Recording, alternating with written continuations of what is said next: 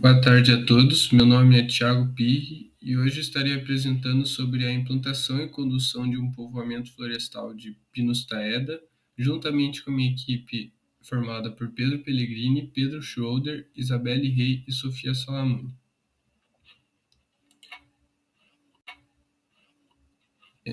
Então, para introduzir um pouco sobre o nosso trabalho, a gente começa falando sobre a importância do setor florestal, visto que ela desempenha ali um papel fundamental na economia global, fornecendo produtos como madeira, celulose e resinas, além de promover a sustentabilidade ambiental e a preservação dos ecossistemas.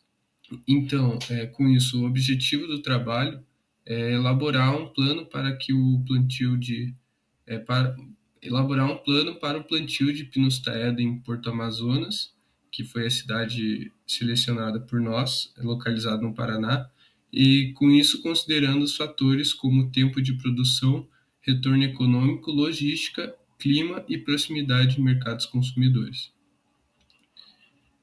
Seguindo mais adiante, falando sobre a escolha do local, nós escolhemos Porto Amazonas por possuir um clima subtropical de estações bem definidas ao longo do ano, possuindo também ali geadas frequentes no inverno e relevo de planalto, com presença de araucárias, oferecendo ali condições ideais para o cultivo de Pinus taeda.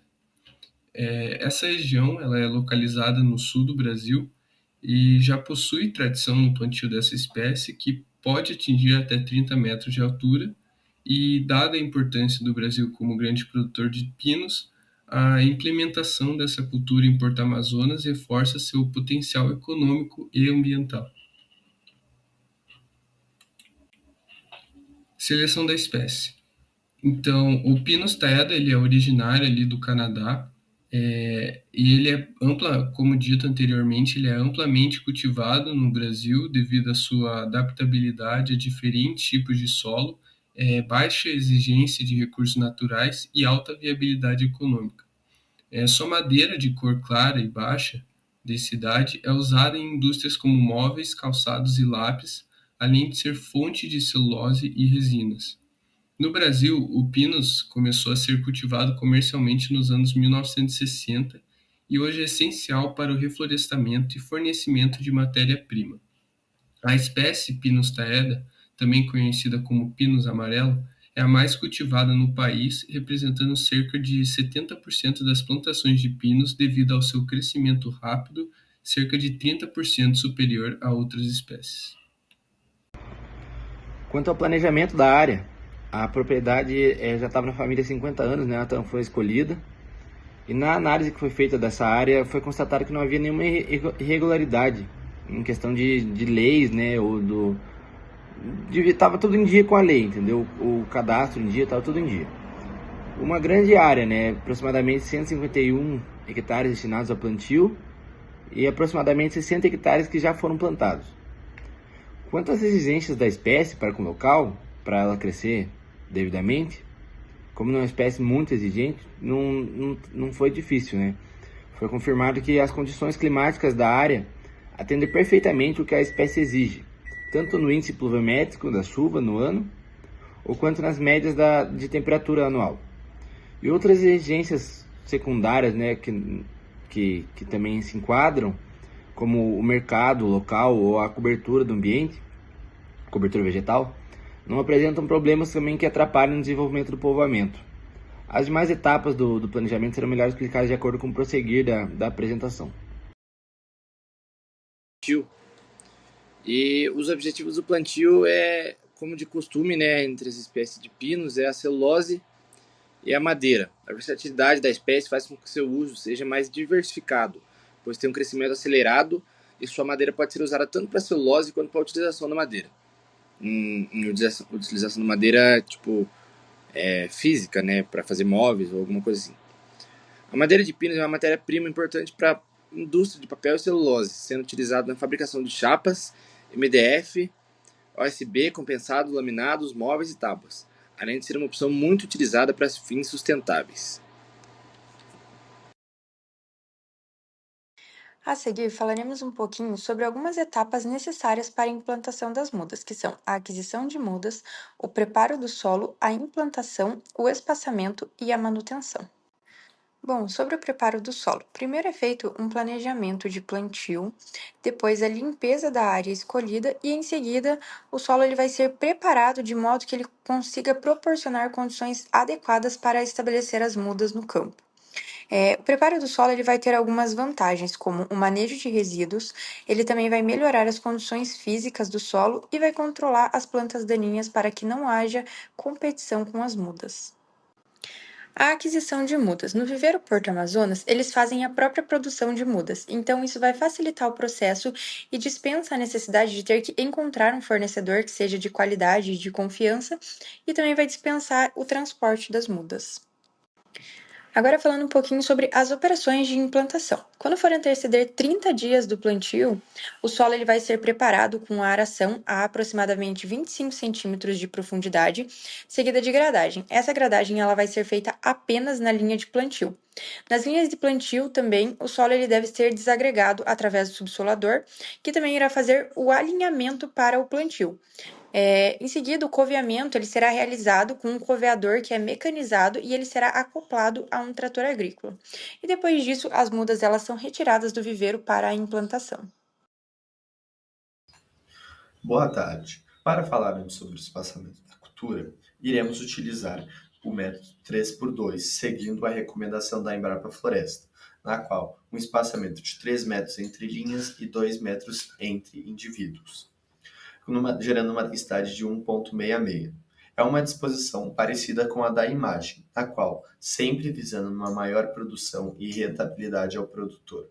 O plantio mais adensado pode até incentivar as árvores no início para terem um crescimento mais rápido em altura, sempre buscando a luz solar. E também o plantio 3x2 tem uma facilidade maior no manejo florestal, porque permite o acesso de máquinas nas entrelinhas, também quando for fazer prática do desbaste e também para a adequação do número de exemplares na área. O preparo do solo e a adubação para a produção de pinos taída é essencial para que as árvores cresçam bem e produzam uma madeira de qualidade.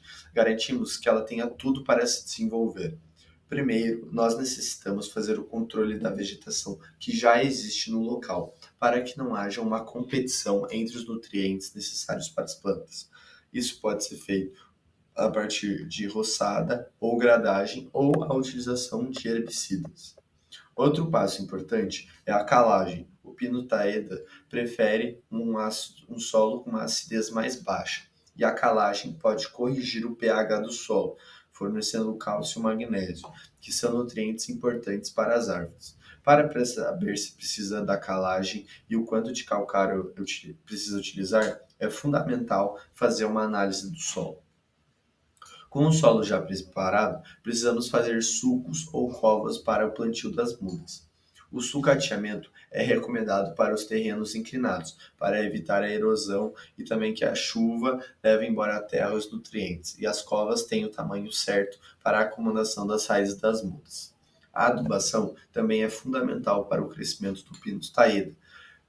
É como a alimentação das árvores, fornecendo os nutrientes que elas precisam para crescer fortes e saudáveis.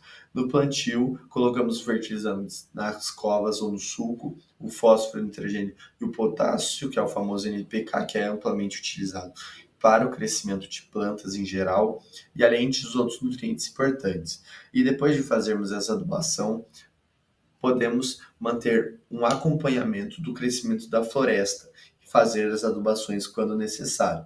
Preparar o solo e adubar corretamente, junto com os outros cuidados, garante o desenvolvimento da floresta e uma produção de madeira de qualidade e um bom retorno do investimento. Agora, falando um pouco mais sobre manutenção, existem algumas técnicas que são essenciais para o bom desenvolvimento da floresta.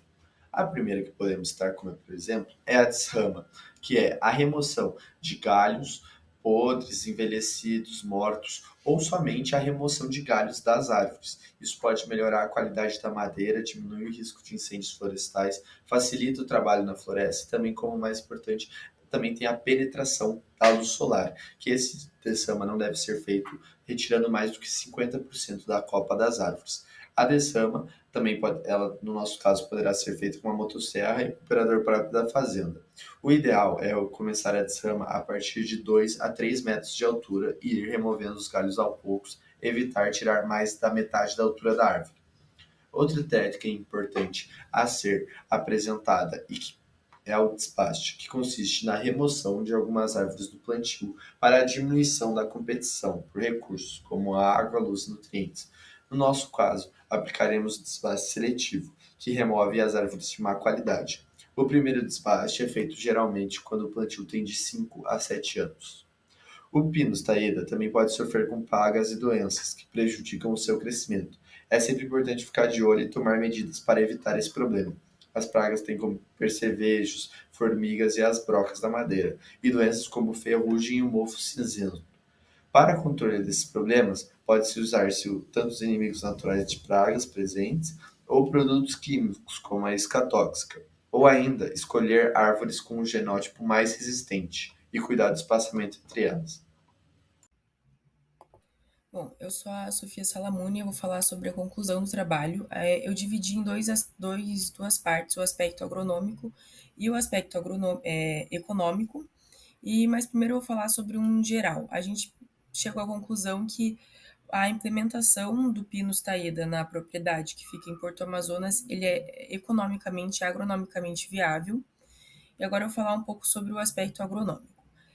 A gente escolheu essa espécie para implantação porque é a que mais se adapta ao clima da região, que é um clima CFB, segundo a classificação de Köppen, e também porque o Pinus taeda não tem grandes exigências de solo em relação ao solo. Por exemplo, a fertilidade, ele não exige uma grande fertilidade do solo, o que é um aspecto muito bom, porque ele pode ser implementado em qualquer condição.